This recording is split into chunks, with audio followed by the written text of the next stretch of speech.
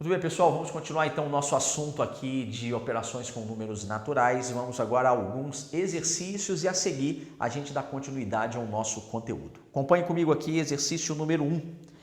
O exercício número 1, ele diz o seguinte: em uma loja o mesmo aparelho de telefone, né? Você tem um aparelho, na verdade, um aparelho de telefone está sendo vendido em 4 prestações de R$19 cada uma. Qual é o preço do aparelho? Certo? Então, estou dando uma adaptada aqui no nosso enunciado. Né? Em uma loja, você tem um aparelho de telefone que está sendo vendido em 4 prestações de R$19 cada uma. Qual é o preço do aparelho? Então, você pagaria R$19 4 vezes. Então, 19 vezes 4, uma operação de multiplicação simples. 4 vezes 9, 36, e vão 3.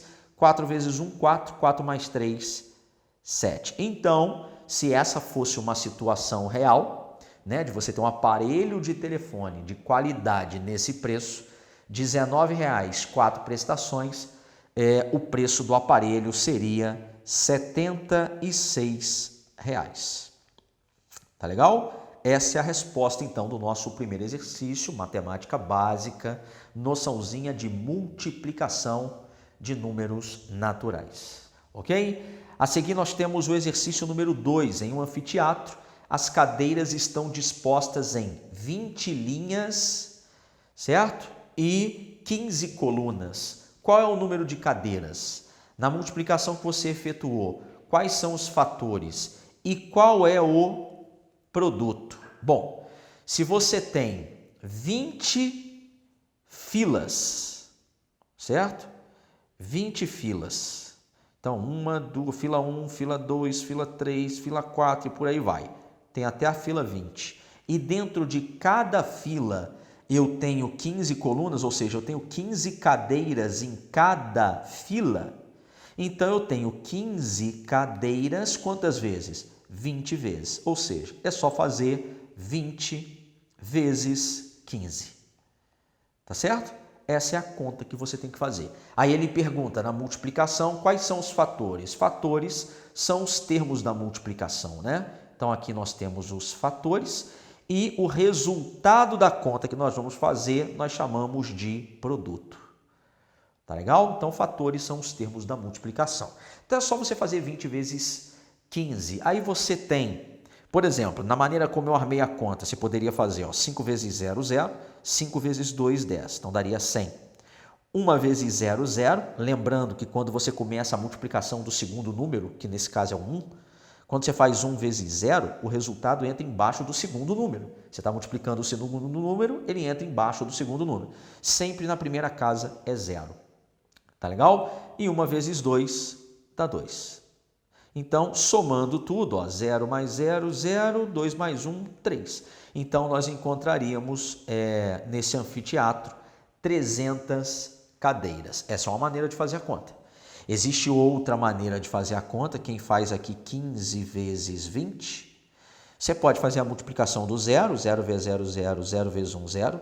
2 vezes 5, 10 e vai 1. 2 vezes 1, 2 mais 1, 3. Somando tudo, olha lá, vai dar os mesmos 300. É claro que eu sei que tem muita gente que consegue fazer essa conta de cabeça, porque ele multiplica 2 vezes 15 dá 30 e esse 0 do 20 ele acrescenta no final. 300 é algo que também pode ser feito.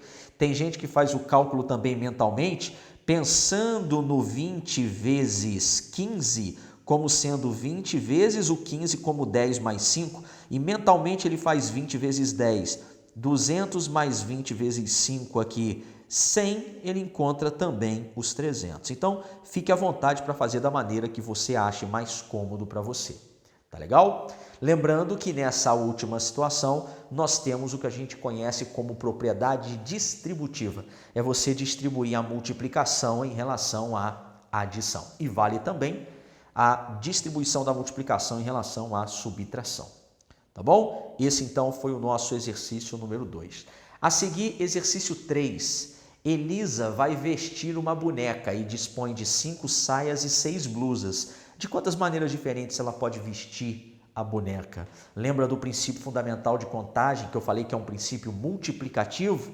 O primeiro evento, escolha das saias, eu tenho 5 possibilidades. Segundo evento, escolha das blusas, 6 possibilidades. O evento composto por esses dois, saia e blusa, é dado pelo produto. Então, 5 vezes 6, 30. Então, ela pode vestir essa boneca de 30 maneiras diferentes.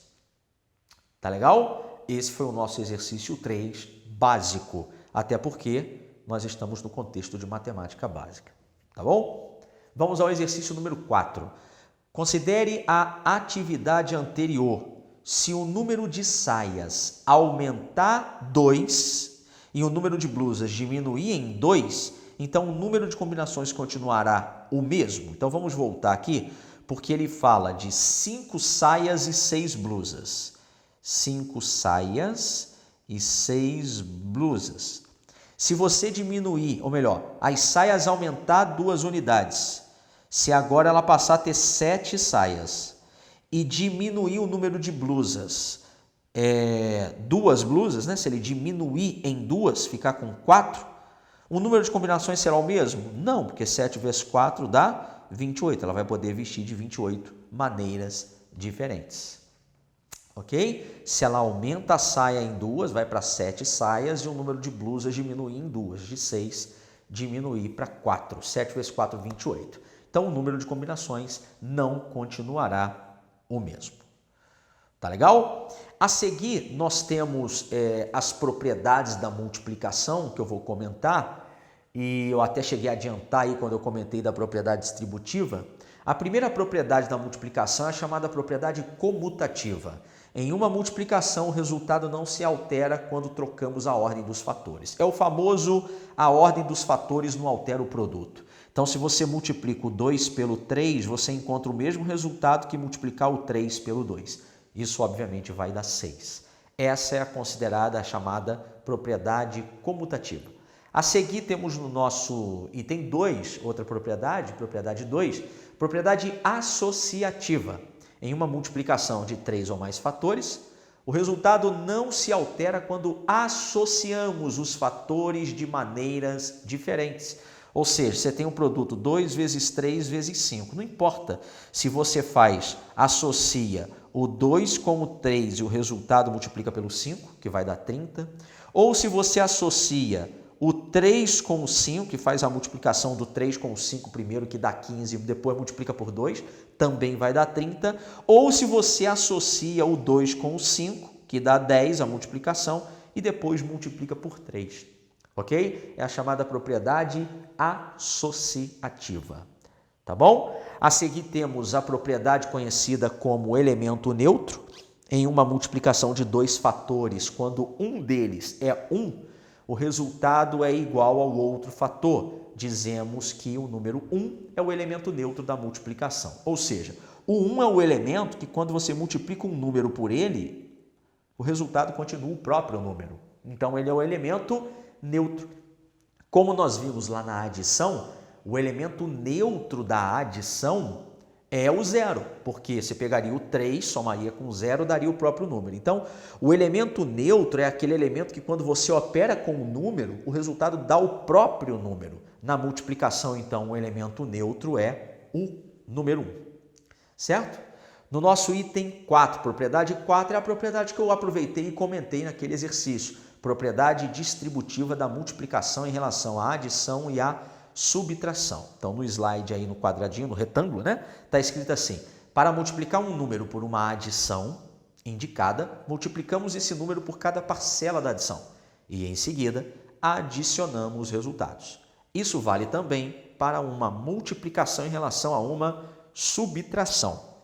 Então, o que isso significa? Então, eu tenho aqui o 2 multiplicando o 3 mais 4. Eu tenho uma multiplicação de um número por uma adição. Bom, o que significa 2 vezes alguém ou 2 vezes um número?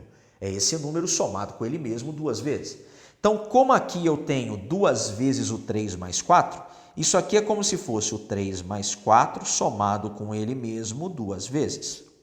Ok? 3 mais 4 mais 3 mais 4. Se eu associar aqui o 3 com o 3, 3 mais 3 é o mesmo que 2 vezes 3. Mas associar o 4 com o 4, 2 vezes o 4. Se você comparar agora esse resultado que eu cheguei com o que eu tinha no início, eu distribuí a multiplicação do 2 para cada parcela da adição, para cada termo que está lá dentro. Lá o 2 multipliquei pelo 3, mais o 2 multiplicado pelo 4, que daria aqui 6.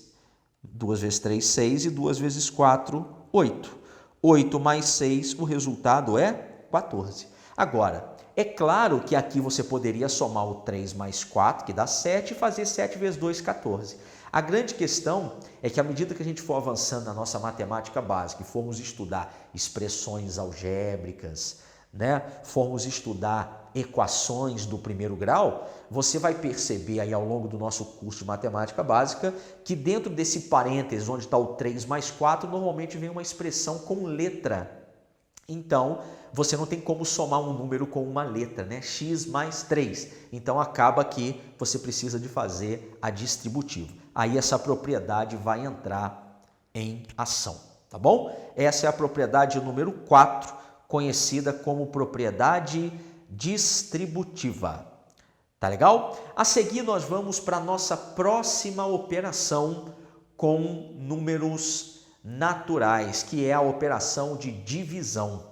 Divisão de números naturais. Primeira ideia associada à divisão é repartir igualmente. Então, nós temos aqui o professor Clodoaldo, que é repetir, ou melhor, repartir igualmente 84 folhas coloridas de papel celofane, certo? Entre 6 grupos de alunos. Quantas folhas cada grupo receberá? Então, ele vai pegar as 84 e vai dividir igualmente, repartir igualmente para 6 grupos. Então, ele vai pegar as 84 e vai dividir para 6. Quando você começa a fazer uma divisão dessa, a gente começa dividindo o 8, né? 8 dividido por 6. Quantas vezes o 6 cabe dentro do 8? Cabe uma vez. Então, uma vez o 6 dá 6. Para 8, então por isso que a gente faz uma vezes 6, 6. No fundo, você faz 8 menos 6, 2, né? É o 6 para 8, 2, abaixo 4. 24 dividido por 6 dá 4. 6 vezes 4, 24. Para 24, nada. Então, a divisão do 84 pelo 6 acaba gerando 14 folhas coloridas de papel celofane para cada grupo. Então, 14 folhas por grupo. 6 grupos com 14 dá um total de 84 folhas. Ok? Essa é a ideia da divisão. Certo? Você começa pegando o primeiro número da esquerda para a direita, faz a divisão. Ok? E aí a gente encontra 14. Certo? A seguir, nós vamos para a nossa segunda ideia, mas aqui é muito importante você ter em mente, quando a gente pensa aqui no 8 dividido para 6, esse 8 está na dezena, ele representa 80 unidades, né? Então, você está querendo saber o seguinte, né? 8 dezenas dividido para 6, 80 dividido por 6, quando a gente coloca esse 1 aí, significa que seria uma dezena. Então, 6 vezes uma dezena, né? Você vai operar ali, 1 vezes 6, 6, ok? 6 para 8, sobram 2, tá? Então, fica atento que aqui a gente faz a conta de maneira direta, né? Mas esse 8, você olha ele como 8 dezenas, o 84 significa 8 dezenas e 4 unidades, né? Então, você divide ali o 8 para 6, aí você está verificando quantas vezes o 6 cabe dentro do 80, você vai perceber ali, né, que ele vai caber mais de 10 vezes, e aí, obviamente, a nossa conta a gente encontra o 14, tá bom? Então, a divisão é a maneira que vocês já têm a noção de como faz, né? Começa dividindo, nós vamos fazer várias situações para você relembrar como é que a gente faz a divisão. A segunda ideia associada à divisão, medida ou quantas vezes uma quantidade cabe dentro de outra, que é o que eu já comentei dentro do primeiro tópico. Quando você divide o 84 pelo 6, você está querendo saber quantas vezes o 6 cabe dentro do 84. Então, ele cabe 14 vezes e deixa resto 0. Tá legal? Mas para efeito algorítmico de conta, a gente começa pegando o primeiro número. Então, está dizendo assim, em uma granja, os ovos são colocados em caixas com 1 dúzia. Quantas caixas são necessárias para embalar 195 ovos? Então, a ideia é o seguinte, eu tenho um total de 195 ovos que eu vou formar agrupamentos de 12, porque é uma caixa com 12 unidades, 1 dúzia são 12 unidades. Nós queremos saber quantos grupinhos de 12 nós conseguimos formar com os 195 ovos. Então, estou querendo saber quantos grupinhos de 12 cabem dentro de 195. Então, é só você fazer 195 dividido para 12. Essa é a operação que você vai fazer. 195 dividido para 12. Quando você faz essa divisão, você começa dividindo lá, o 19, né? Você vai dividir por 12. 19 dividido por 12 dá 1. 1 vezes 12, 12. 12 para 19 sobram 7. Ok? Aí 7 abaixa o 5. 75 dividido para 12, quantas vezes o 12 cabe dentro do 75, né? 75 dividido para 12. Aí você vai verificar que vai caber 6 vezes, né? Porque 6 vezes 12 dá 72. 72 para 75 sobram 3. Então, o que isso aqui mostra para a gente? Que quando você divide 175 ovos em caixas com 12 ovos, você vai formar 16 caixas completas com 12 ovos e vão sobrar o quê? 3 ovos. Então, a divisão não é exata, sobram 3, tem resto. Então, você precisaria de mais uma caixa para embalar esses 3 ovos. Então, na verdade, você precisaria, para embalar todos os 195, você precisaria de 17 caixas, ok? 16 caixas completas com 12, o que daria 192 ovos, mais 3, então eu vou pegar uma caixa e colocar 3 ovos dentro de uma caixa. Então, ficaria com 17 caixas no total. Mas a ideia aqui é que a divisão, ela não é exata.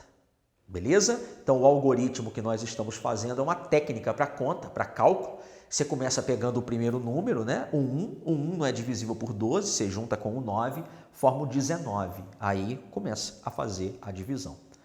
Ok? É a operação mais trabalhosa, é a operação de divisão, tá?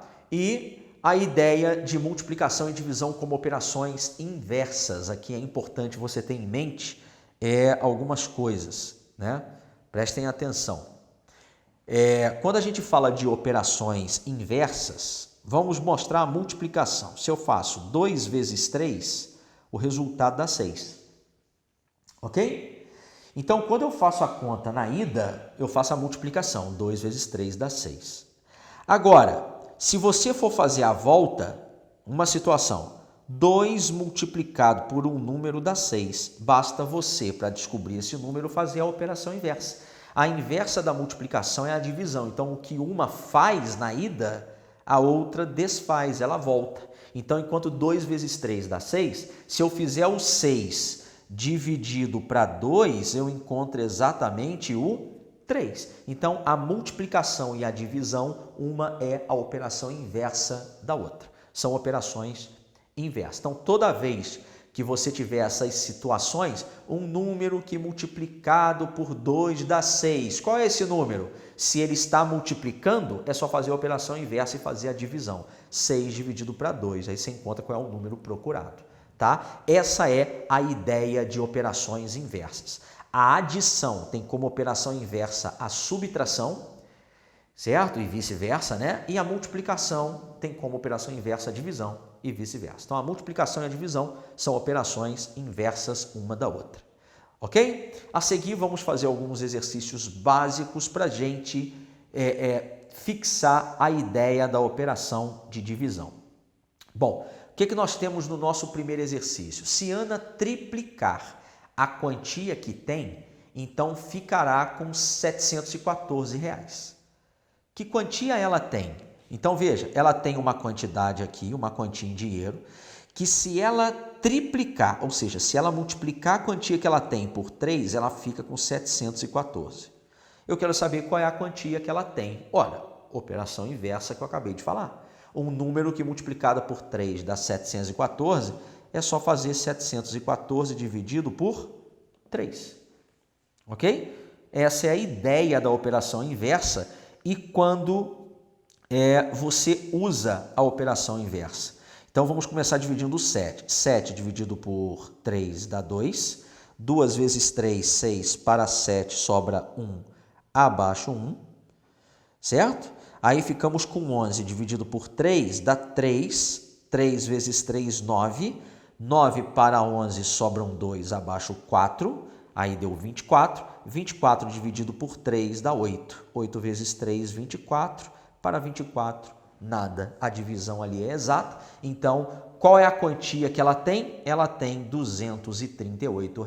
Se você pegar o R$ 238, multiplicar por 3, triplicar, você vai encontrar o 714.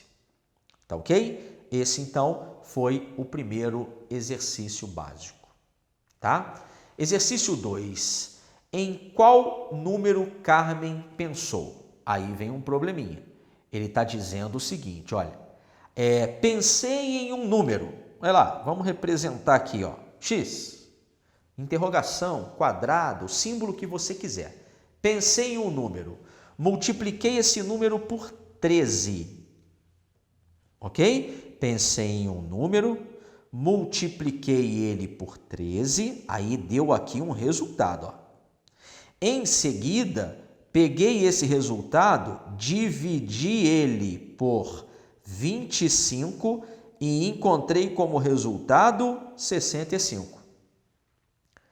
Qual é o número, que a Carmen pensou? Ora, vamos pensar o seguinte. Eu tinha um número que eu multipliquei por 13, me deu um resultado que eu dividi por 25 e deu 65. Aida, eu vou fazer a operação inversa, vou fazer a volta, vou fazer de trás para frente.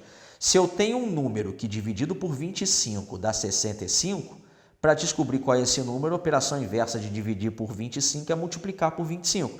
Então, esse número que eu simbolizei por y aqui, é só fazer ele o quê? 65 vezes 25. Vamos fazer essa conta, ó. 65 vezes 25. Ok? Beleza? 65 vezes 25. 5 vezes 5, 25, vai 2.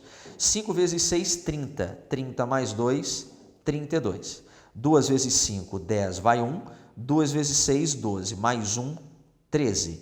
Encontramos como resultado dessa multiplicação, ó, 5, 2, 6 e 1. 1625.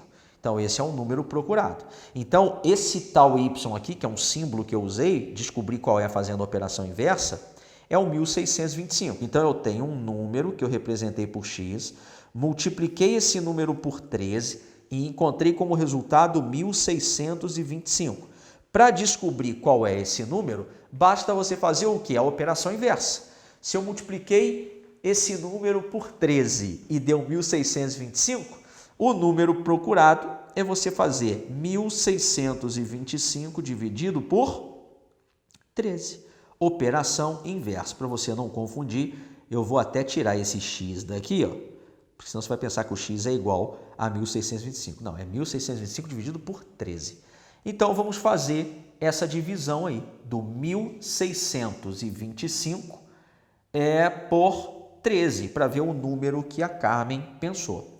Ok? Então, ó, vamos começar. 16 dividido por 13 dá 1. 1 vezes 13, 13. 13 para 16 sobram 3 abaixo 2. 32 dividido por 13, quantas vezes o 13 cabe dentro do 32? 2 vezes só, porque 3 vezes seria 39. Passaria. Então, 2 vezes 13, 26. 26 para 32, 6 abaixo 5. 65 dividido por 13, essa divisão é exata, dá 5. 5 vezes 13, 65. Para 65, nada. Então, o número que a Carmen pensou originalmente era o 125. Então, olha, O 125 é o número que ela pensou, que quando você multiplica por 13, obtém o 1625, que é o resultado que quando dividido por 25, você obtém o 65. Esse é o número procurado, é o 125, tá bom? Esse então foi o nosso exercício número 2. Exercício 3. Fabrício tinha R$320 para pagar as contas e fazer uma compra no mercado. Sabendo que os gastos com as contas são de R$117 de energia elétrica, R$58 de água e R$88 de telefone, quanto lhe resta para comprar no mercado? Ora, então, primeira coisa que nós vamos fazer, já que nós estamos diante de operações diversas aqui, primeira coisa que eu vou fazer, eu vou juntar todos os gastos que o Fabrício tem. Ele gasta 117 na energia elétrica, mais 58 de água, ok? Vamos somar, 7 mais 8, 15, e vai 1, 5 mais 1, 6, mais 1, 7, 1. Então, até agora, 175. Mais 88 de telefone, 88 de telefone. Lembra que eu coloco unidade embaixo de unidade, dezena embaixo de dezena, centena embaixo de centena. 8 mais 5, 13, vai 1. 7 mais 1, 8. 8 mais 8, 16 e vai 1. 1 mais 1, 2. Então, ele tem um gasto de R$263. Ok? Essa é a despesa que ele tem, 263. Como ele está levando para a rua 320, o que sobrar ele vai para o mercado. 320 que ele tem, menos o total de gastos que ele tem, que é 263. Certo? Aí vem aquela ideia de subtração que nós já fizemos, o famoso pede emprestado, aqui fica 1, aqui 10. 10 menos 3 é 7. Aqui ficou 1, pede emprestado, sobra 2 e vira 11. 11 menos 6, 5. Então, quanto lhe resta para comprar no mercado? Resta para ele aí R$57. Ok? Então, o raciocínio foi, eu juntei todos os gastos que ele tem com as contas, juntei lá os 117, somei com R$58 da água, deu 175, mais os R$88 do telefone, deu 263. Como ele saiu com 320, eu fiz 320 menos 263, deu 57. Ele vai para o mercado com R$57. Tá bom? A seguir vamos ao nosso exercício número 4. Exercício 4 diz assim: em uma gincana de perguntas e respostas, ganhavam-se 3 pontos por acerto e perdiam-se 2 pontos a cada erro. Uma aluna respondeu a 20 perguntas e ganhou 40 pontos. Quantos acertos e quantos erros ela obteve? Isso aqui é um exercício que você pode... como nós estamos construindo a matemática básica, nós não fizemos aqui a nossa análise literal. Não estudamos nada com letra ainda, né? Se fosse com letra, no conteúdo do 7º ano, onde a gente estuda sistema de equações, eu poderia montar um sistema de equações com isso. Como nós estamos aqui no conteúdo de 6º ano, bem básico, nós vamos fazer isso aqui por tentativa. Vamos pensar o seguinte, olha bem, ela respondeu 20 perguntas. Das 20 perguntas, vamos pensar aqui em acertos e erros. Se ela acerta as 20 perguntas e não erra nenhuma, a pontuação dela seria 20 vezes 3, ela faria 60 pontos. Só que dá para ver que ela errou, ok? Porque das 20 perguntas ela teve 40 pontos e não 60. Então eu vou testando. Então, por exemplo, se ela tivesse feito aqui, vamos colocar um valor. Se ela tivesse acertado 15 e errado 5, se ela acerta 15, ela fica com 15 vezes 3, que daria 45. Então, ela ganharia 45 pontos. Ela errou 5. Para cada erro, ela perde 2 pontos para cada erro. Se ela perde 2 pontos para cada erro, eu teria aqui 5 erros. Vezes 2, 10. Ela perderia 10 pontos. Então ela ficaria com 45 que ela ganhou e 10 que ela perdeu. Ela ficaria com 35 pontos. Mas ela ficou com 40 pontos, então não foi essa a pontuação. Você vai testando valores, é uma possibilidade. Então eu testo, por exemplo, 16. Ela acertou 16 e errou 4. Se ela acertou 16, ela ficou com 16 acertos, 3 pontos para cada um, 48 pontos. Errou 4. Se ela erra 4 e para cada uma ela perde 2, ela vai perder 4 vezes 2, ela vai perder 8. 48 do acerto, menos 8 que ela perdeu, ela ficaria com 40, que é exatamente os pontos que ela ficou. Então, ela acertou 16 e errou 4. Essa é uma maneira de fazer o exercício. É a maneira que eu optei aqui por tentativa, poderia ser por um outro tipo de raciocínio também. Tá legal? Vamos fazer uma pausa e vamos pausar aqui o nosso estudo e já já a gente continua a resolução de mais alguns exercícios e vamos prosseguir aí com a nossa matemática básica. Até já!